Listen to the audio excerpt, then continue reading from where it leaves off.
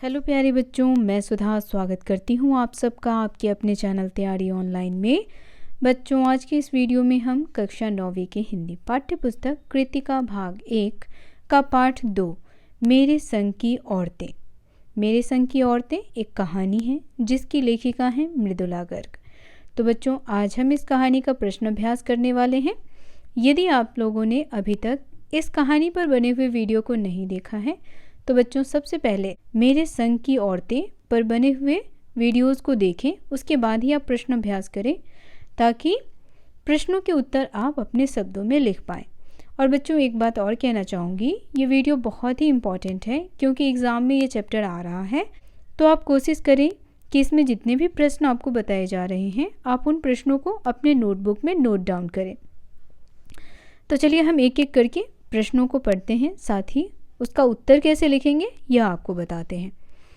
पहला प्रश्न हमारे सामने है, लेखिका ने अपनी नानी को कभी देखा भी नहीं, फिर भी उनके व्यक्तित्व से वे क्यों प्रभावित थी। तो जैसा कि बच्चों कहानी में हमने पढ़ा है कि मृदुला गर्ग की जो माँ है वह उन्हें नानी के बारे में बताती हैं कि नानी की मृत्यु कब हो गई थी, उनकी शादी से पहले ही। तो इस प्रकार लेखिका ने अपनी नानी को कभी नहीं देखा लेकिन उनके बारे में अपनी माँ से कई बार सुन चुकी थी। तो लेखिका कहती हैं कि नानी अनपढ़ थी, पढ़ी लिखी नहीं थी, लेकिन फिर भी वह बहुत ही समझदार थी। और उन्हें सबसे अच्छा यह लगता है कि जब नानी का अंतिम समय था तो नानी ने अपनी एक इच्छा जाहिर की थी कि उनकी बेटी की शादी किससे हो, एक क्रांतिकारी से। और इस वजह से लेखिका को यह लगता है कि देश के प्रति नानी के दिल में क्या था, अटूट प्रेम। वह भी चाहती थी कि हमारा देश जो है वह अंग्रेज़ों से आज़ाद हो जाए, क्योंकि उस समय हमारे देश पे अंग्रेज़ों का शासन था। तो देखिए इसका उत्तर आप इस प्रकार लिखें बच्चों। लेखिका की नानी अपनी बेटी का विवाह एक क्रांतिकारी से करने की इच्छुक थी, इसीलिए नानी ने अपने जीवन के अंतिम दिनों में प्रसिद्ध क्रांतिकारी प्यारेलाल शर्मा से भेंट की थी। उस भेंट में उन्होंने यह इच्छा प्रकट की थी कि वे अपनी बेटी की शादी किसी क्रांतिकारी से करवाना चाहती हैं। इस घटना से उनका देश के प्रति अटूट प्रेम पता चलता है। उसके बाद आप लिखिए कि जीवन भर पर्दे में रहकर भी उन्होंने अपनी बेटी की भलाई के लिए पर पुरुष से मिलने की हिम्मत रखी। पर पुरुष कहने का अर्थ है बच्चों दूसरे पुरुष से, क्योंकि उन्होंने तो कभी खुलकर के अपने पति से भी बात नहीं की और अपनी बेटी की भलाई के लिए वह किससे बात करती हैं, पर पुरुष यानी दूसरे से। इससे उनके साहसी व्यक्तित्व और मन में सुलगती स्वतंत्रता की भावना का पता चलता है। उसके बाद लेखिका कहती हैं कि उनकी नानी भले अनपढ़, पुराने ढंग और हमेशा पर्दे में रहने वाली महिला रही हैं, परंतु अपनी निजी जिंदगी में वे आज़ाद विचारों वाली महिला थी। उन्होंने कभी भी नाना जी के विचारों का अंधा अनुकरण नहीं किया। अंधा अनुकरण कहने का क्या अर्थ होता है? अंधा अनुकरण कहने का अर्थ है बच्चों आंख मूंद कर किसी की बातों पर भरोसा करना या वह जैसा कर रहा है उसकी बातों को मानना, इसे कहते हैं अंधा अनुकरण। तो लेखिका कहती हैं कि वह नाना जी के विचारों का अंधा अनुकरण नहीं करती थी, बल्कि अपने हिसाब से अपना जीवन उन्होंने बिताया। तो बच्चों इस प्रकार से आप पहले प्रश्न का उत्तर लिखें। और बच्चों वीडियो पसंद आ रहा हो तो इसे लाइक और ज़्यादा से ज़्यादा अपने दोस्तों को भी शेयर करें। दूसरा प्रश्न है बच्चों, लेखिका ने नानी की आज़ादी के आंदोलन में किस प्रकार की भागीदारी रही। तो लेखिका कैसे बताती हैं कि उनकी नानी भी जो हैं वह स्वतंत्रता आंदोलन में शामिल थी। वह भी चाहती थी कि अंग्रेज़ जो है वह हमारे देश को छोड़ करके चला जाए, यानी हमारे देश को आज़ाद कर दे। तो नानी की भागीदारी किस प्रकार रही इसमें? तो देखिए, नानी चाहती थी कि उनकी एक लौती बेटी का विवाह किससे हो, एक स्वतंत्रता सेनानी से, यानी जो क्रांतिकारी हो उससे हो। और साथ ही उन्होंने कभी भी नाना जी के जीवन शैली को नहीं अपनाया था। नाना कैसे थे यह तो आपको पता ही है। नाना अंग्रेज़ों की जीवन शैली को अपनाते थे और नानी इसके बिल्कुल विपरीत थी। उन्होंने अपना सादा जीवन जिया और जैसे भारतीय जीते हैं उस प्रकार। तो इसका उत्तर आप इस प्रकार लिखेंगे। लेखिका की नानी की वैसे तो प्रत्यक्ष रूप से आज़ादी के आंदोलन में किसी प्रकार की भागीदारी नहीं रही, पर उन्होंने स्वतंत्रता की भावना को मन ही मन पनपने दिया। उन्होंने कभी पति के अंग्रेजी शौक को स्वीकार नहीं किया। उनके पति अंग्रेज़ों के भक्त थे, फिर भी नानी ने कभी अंग्रेज़ों की जीवन शैली को अपनाया नहीं।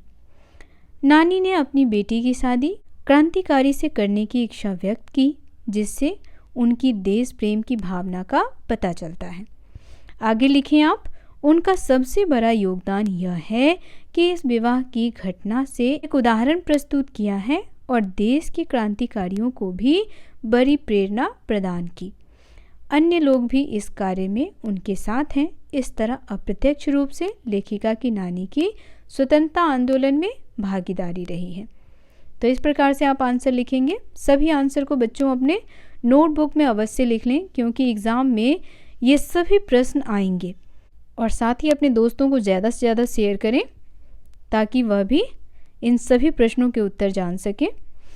अब तीसरा प्रश्न देखिए। तीसरे प्रश्न में 2 प्रश्न हैं। पहला प्रश्न हमारा है, लेखिका की माँ परंपरा का निर्वाह करते हुए भी सबके दिलों पर राज करती थी। इस कथन के आलोक में लेखिका की माँ की विशेषताएं लिखिए। तो बच्चों उनकी माँ की विशेषता आपको बताना है। किसकी माँ की? तो मृदुला गर्ग की माँ की। कैसी थी उनकी माँ? तो उनकी माँ दुबली पतली थी और सत्यवादी थी, किसी की बातों को इधर से उधर नहीं करती थी। तो इस वजह से सभी लोग उन्हें बहुत ही प्यार और सम्मान देते थे। अब देखिए इसका उत्तर हम इस प्रकार से लिखेंगे। लेखिका की माँ दुबली पतली सुंदर स्त्री थी, इस कारण लेखिका ने उन्हें पारिजात बताया है। पारिजात, पारिजात एक वृक्ष है बच्चों, जिसके फूल कभी नहीं मुरझाते हैं।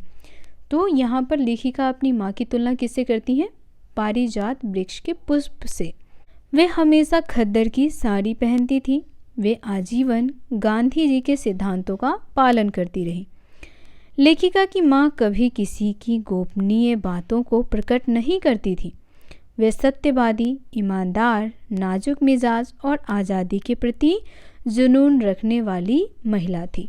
उनका व्यक्तित्व तो इतना प्रभावी था कि ठोस कामों में न केवल उनकी राय ली जाती थी, बल्कि उनका 100% पालन भी किया जाता था।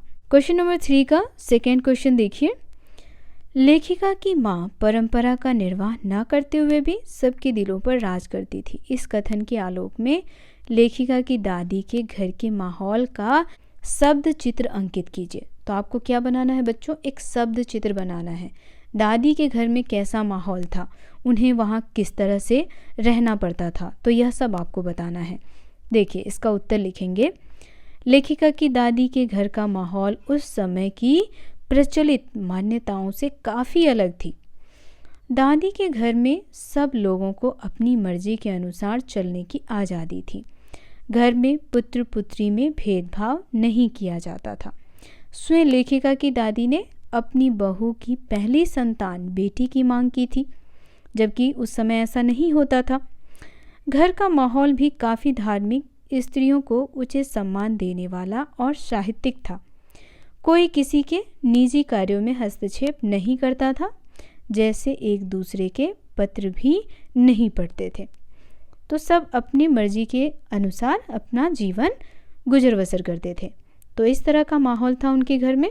अगला प्रश्न देखें। आप अपनी कल्पना से लिखिए कि परदादी ने पतोह के लिए पहले बच्चे के रूप में लड़की पैदा होने की मन्नत क्यों मांगी। तो अब यहाँ पे बात किसकी हो रही है बच्चों? परदादी की। और हमने कहानी में परदादी के बारे में बहुत कुछ पढ़ा है। कहानी में लेखिका बताती हैं कि परदादी जो भी भगवान से इच्छा जाहिर करती थी, भगवान उनकी इच्छा को हूबहू पूरा कर देते थे। ठीक है, तो इसीलिए कहानी में यह भी कहा गया है कि परदादी का कनेक्शन जो है वह भगवान से सीधे जुड़ा हुआ था। और परदादी कैसी थी? एक साहसी महिला थी और लीक से हट करके सोचती थी, जैसा सब सोचते थे बिल्कुल उसके विपरीत। तो इसका उत्तर हम इस प्रकार लिखेंगे। लेखिका की दादी स्वतंत्र विचारों वाली और साहसी महिला थी। उन्हें लीक से अलग हट कर चलने की आदत थी। उस समय लड़की की चाह रखना मेरे अनुसार उनके साहस और लीक से हटकर सोचना था। तो ये हो गया प्रश्न संख्या 4 का उत्तर। 5वां प्रश्न देखिए, डराने धमकाने, उपदेश देने या दबाव डालने की जगह सहजता से किसी को भी सही राह पर लाया जा सकता है। पाठ के आधार पर तर्क सहित उत्तर दीजिए। अब आपको तर्क बताना है कि डराने धमकाने, उपदेश देने या दबाव डालने की जगह सहजता से किसी को सही राह पर कैसे लाया जा सकता है। तो इस कहानी में लेखिका अपनी परदादी की एक किस्सा हमें सुनाती हैं और कहती हैं कि एक बार क्या हुआ था, परदादी के कमरे में एक चोर घुस गया था और उस चोर के बारे में बताती हैं कि जब वह चोर उनके कमरे में घुसा तो दादी ने उसके दबे पांव चलने की आहट सुन ली और दादी उससे कहती हैं कि सुन, तू मेरे लिए एक लोटा पानी लेके आ, लेकिन कपड़े को अच्छे से बांधे रही हो। अब देखिए, दादी के बोलने का कुछ अलग ही भाव था, लेकिन चोर यह समझ जाता है कि दादी कह रही हैं कि उसके चेहरे पे जो कपड़ा बंधा है उसे वो ठीक से बांध ले ताकि कोई उसे पहचान ना सके। तो चोर को लगता है कि दादी ने उसे देख लिया है, तो वह डर के मारे सब कुछ सच बोल देता है। फिर भी दादी कहती है कि चल छोड़, तू जा पहले पानी लेके आ। और जब चोर लोटे में पानी लेकर के आता है दादी के लिए, तो दादी उसमें से आधा पानी पीती है और आधा किसे पिला देती है? चोर को पिला देती है और कहती है कि अब हमारा संबंध कैसा हो गया? माँ बेटे का संबंध हो गया। और जब यह संबंध माँ बेटे का हो गया तो अब तू चाहे चोरी कर या खेती बाड़ी कर। तो चोर क्या चुनता है? खेती बाड़ी करना। तो इस प्रकार से बिना डराए बिना धमकाए चोर जो है वह सही रास्ते पर आ जाता है। तो देखिए बच्चों, इसका उत्तर इस प्रकार लिखेंगे। डराने धमकाने, उपदेश देने या दबाव डालने की जगह सहजता से किसी को सही राह पर लाया जा सकता है। यह बात हमें लेखिका की, यहाँ देखिए माता लिखा गया है, यहाँ आप लिखेंगे परदादी। क्या लिखेंगे बच्चों? परदादी। परदादी द्वारा चोर के पकड़े जाने पर उसके साथ किए गए व्यवहार से पता चलता है। चोर के पकड़े जाने पर लेखिका की परदादी, माँ नहीं थी बल्कि परदादी थी, ने ना तो चोर को पकड़ा न पिटवाया बल्कि उससे सेवा ली, क्योंकि उससे पानी मंगवाया था उन्होंने लोटे में, कहा था जा तू मेरे लिए लोटे में पानी लेके आ, मुझे प्यास लगा है।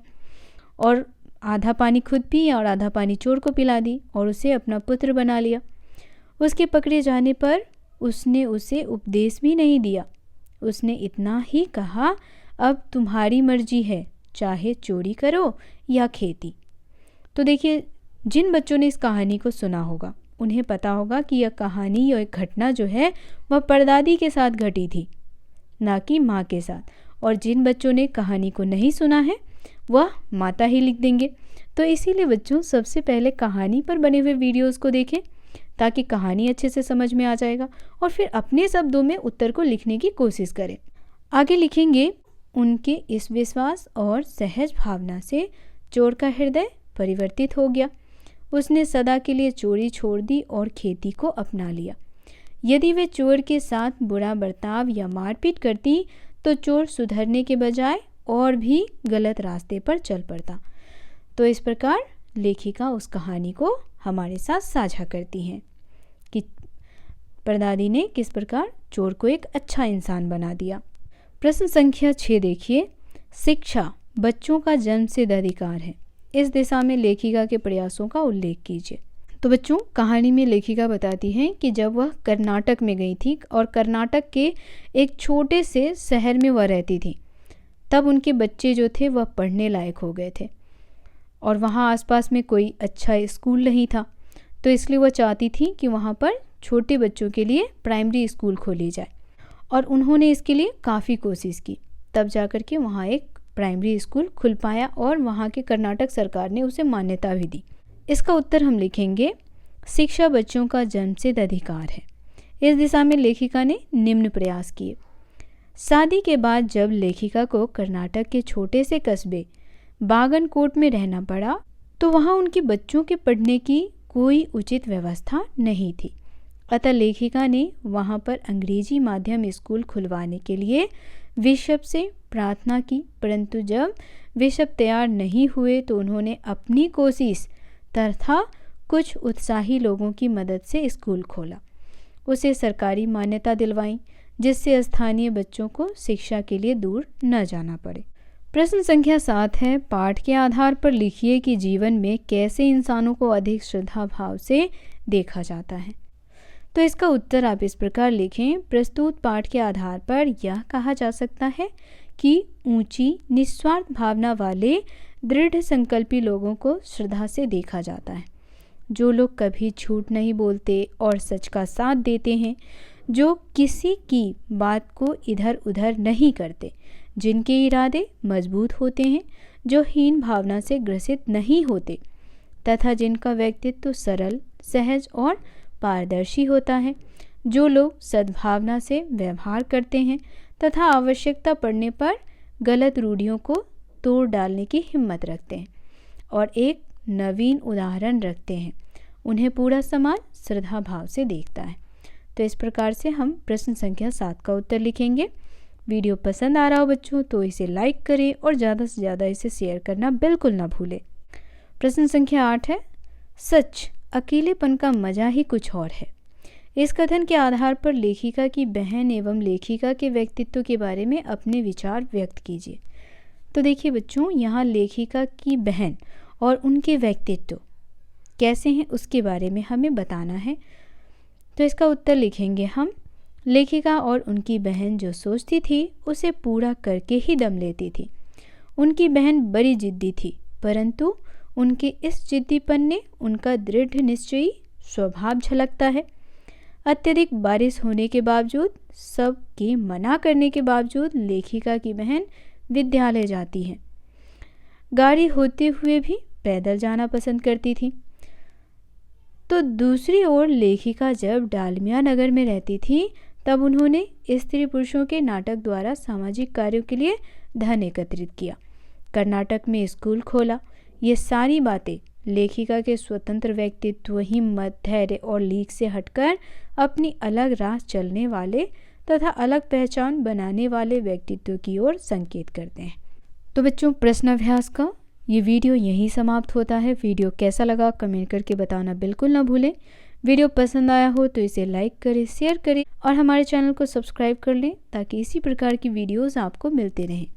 यदि आपका कोई प्रश्न और सुझाव हो तो आप अपने प्रश्न और सुझाव हमें कमेंट में अवश्य लिखें। मिलते हैं आपसे अगले अध्याय में, तब तक के लिए आप सभी का धन्यवाद।